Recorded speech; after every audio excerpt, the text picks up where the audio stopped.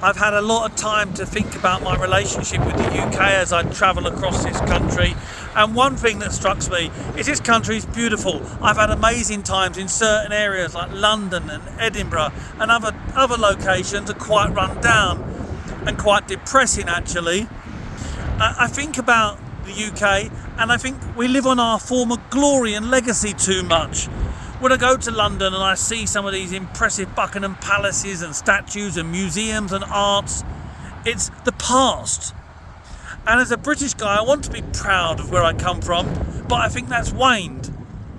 I don't get proud of our English football team getting a run to the semi-finals or the finals. It's not the same. And I think about our men that fought in the war to protect ourselves from this country, only for the men today to have the right to wear high heels and dresses and lipstick. And I saw on the TV as well, there was a campaign which was call your mate for a date, and it was talking about mental health and about how you need to be nice to everyone and take your mate out for a nice meal and a coffee and talk to him. You know, maybe you need to put some lipstick on and give him a big kiss as well, because that's how liberal we've become. And this was under a Tory government for the last 10 years. I shudder to think of what's going to happen as we go forward under a Labour government. Okay, enough about the politics. What do I think about living here? I think that the UK is a lot like a great movie. For me, the Shashank Redemption. Beautiful, beautiful across here. But the more I watch it, the more I'm less interested in it. And I think that's where I am with this country now. To come back to this country anytime soon would be a step back. I want to move forward. I want to enjoy. I want to travel. I want to enrich myself. And everything that I like about this country is actually the things that I don't like about it. It's organised. It's conformed. The traffic is good.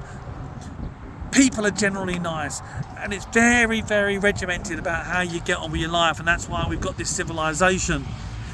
But I don't want to be structured and part of the cog, and it's why when I was 30 years old, after working in a senior role in London, high paid, I did well for myself in my early years. I just needed to escape. I needed to move forward. You know, this mental health, I get it. Call your mate for a date. My parents were dead by the age of 30 for me. I didn't roll over and cry. It made me stronger. I learned from the experience. Life is tragic, it is sad, but we have to, as human beings, fight this. Don't become weak. And as a country, I think that sums up where we are now. A former country that people would look in on and go, that is a great country. Look how fantastic it is now. Strong, proud, defiant. And now we embrace weakness, softness and liberalism.